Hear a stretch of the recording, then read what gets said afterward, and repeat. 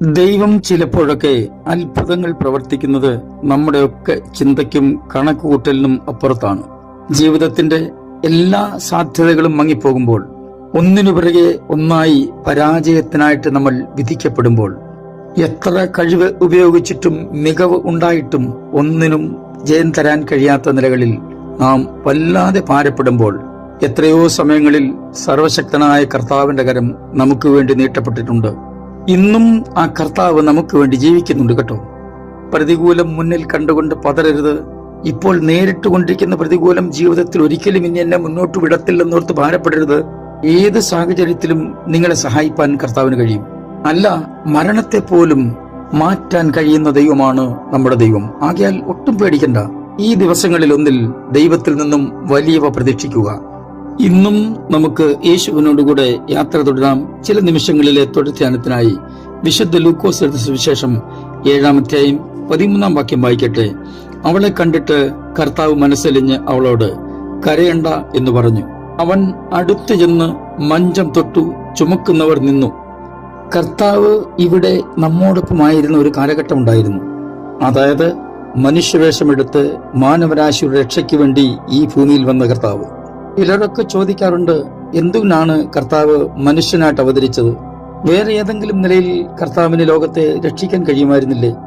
മനുഷ്യൻ പാപിയാണെന്നും ആ പാപത്തിന്റെ അനന്തരഫലമായ മരണം അവനെ വിഴുങ്ങാൻ കാത്തിരിക്കുന്നുവെന്നും ഒരു ന്യായവിധി ഉണ്ട് എന്നും അവരെ ബോധ്യപ്പെടുത്തേണ്ടത്, അല്ലെങ്കിൽ മാനവരാശിയെ ബോധ്യപ്പെടുത്തേണ്ടത് ദൈവത്തിന്റെ കടമയായിരുന്നു. മനുഷ്യന്റെ അടുക്കൽ മനുഷ്യനായിട്ട് വന്നു തന്നെ വേണം സംസാരിക്കേണ്ടത്. മനുഷ്യനായിട്ട് വന്നു തന്നെ വേണം അവരെ അത് മനസ്സിലാക്കി കൊടുക്കേണ്ടത്. നോക്കൂ, കുറെ ഉറുമ്പുകൾ പോകുന്ന വഴിയിൽ എവിടെയെങ്കിലും കുറച്ച് വിഷം വിതറിയിട്ടുണ്ട് എന്ന് വിചാരിക്കൂ. അതിന് പ്രത്യേകിച്ച് മണമൊന്നുമില്ല. മണമുണ്ടെങ്കിൽ അതിന്റെ ഗന്ധം കൊണ്ട് ഉറുമ്പ് ഒരുപക്ഷെ അത് കണ്ടുപിടിക്കാൻ സാധ്യതയുണ്ട്. നമുക്ക് അത് കണ്ടുകൊണ്ട് നിൽക്കുന്ന ഓരോരുത്തർക്കും മനസ്സിലായിട്ടുണ്ട് അത് വിഷമാണ്. ഉറുമ്പ് അതിലെ പോയാൽ അതെല്ലാം ചത്തുപോകും.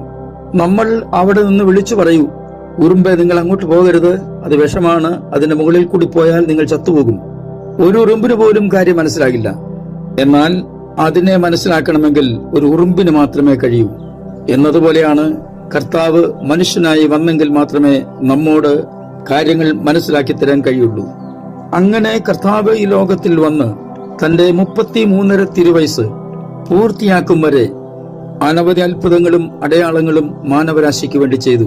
വിശുദ്ധ യോഹന്നാൻ പറയുന്നത്, കർത്താവ് ഈ ലോകത്തിലായിരുന്നപ്പോൾ ചെയ്ത അത്ഭുതങ്ങൾ തന്റെ മുഴുവൻ അത്ഭുതങ്ങളും എഴുതി ചേർക്കണമെങ്കിൽ ലോകത്തിലുള്ള ഒരു പുസ്തകത്തിനും കഴിയില്ല. അത്രമാത്രം ധാരാളം അത്ഭുതങ്ങൾ കർത്താവ് ചെയ്തിട്ടുണ്ട്. എണ്ണമറ്റ അത്ഭുതങ്ങൾ ചെയ്തിട്ടുണ്ട്. ഇങ്ങനെ കർത്താവ് തന്റെ ശുശ്രൂഷ കാലയളവിൽ പൊയ്ക്കൊണ്ടിരുന്ന വഴികളിൽ ഒന്നിൽ എതിർപ്പെട്ടത് വലിയ കരച്ചിലും വിലാപവും മുഴക്കുന്ന ഒരു സംഘത്തെയാണ്. എന്ന ആ പട്ടണത്തിലേക്ക് കർത്താവ് ചെല്ലുമ്പോൾ പ്പെടുന്നത് ഈ കരച്ചിലാണ്, മുറവിളിയാണ്. സാധാരണ ഒരു മരണം നടന്നാൽ ആ മരണത്തിന്റെ ഏറ്റവും കൂടുതൽ അനന്തരഫലം അനുഭവിക്കേണ്ടി വരുന്നവർക്കാണ് ഏറ്റവും കൂടുതൽ സങ്കടമുണ്ടാകുന്നത്. എങ്കിലും പല ആളുകളും കരയുക തന്നെ ചെയ്യുമെന്നുള്ളത് സത്യമായിട്ട് നമുക്കറിയുന്ന കാര്യമല്ലേ? ഇവിടെ ഇതാ ഒരു വലിയ പുരുഷാരം ഒരു ശവമഞ്ചവും ചുമന്നുകൊണ്ടുവരുന്നു.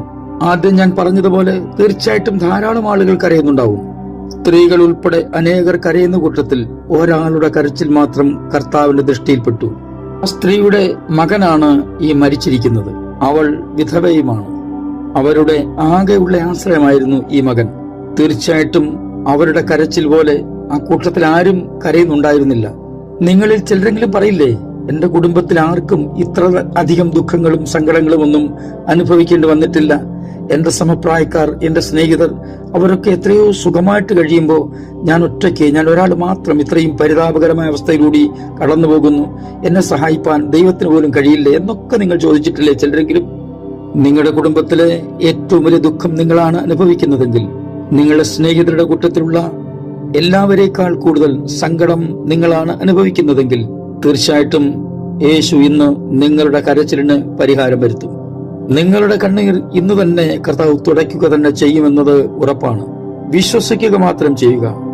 അത്രയും ആളുകൾ വരുന്ന കൂട്ടത്തിൽ ആ സ്ത്രീയെ കണ്ടിട്ട് കർത്താവ് മനസ്സലിഞ്ഞു. വേറെ പലരുമുണ്ട് അവിടെ. അവരെ ആരെയും കണ്ടല്ല മനസ്സലിഞ്ഞത്. എല്ലാം നഷ്ടപ്പെട്ട ഇവരെ കണ്ട് കർത്താവ് മനസ്സലിഞ്ഞു. അവരോട് പറയുകയാണ്, സ്ത്രീയെ നീ കരയണ്ട. നോക്കൂ, നിങ്ങളുടെ കണ്ണുനീർ കർത്താവ് കണ്ടു എന്നുറപ്പുണ്ടെങ്കിൽ ഇന്ന് തന്നെ കരച്ചിലിന് അന്തം കുറിക്കാതെ കർത്താവ് പോകില്ല.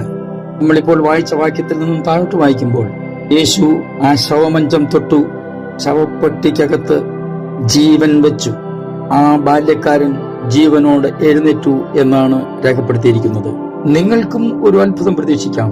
കർത്താവിനത് കഴിയും.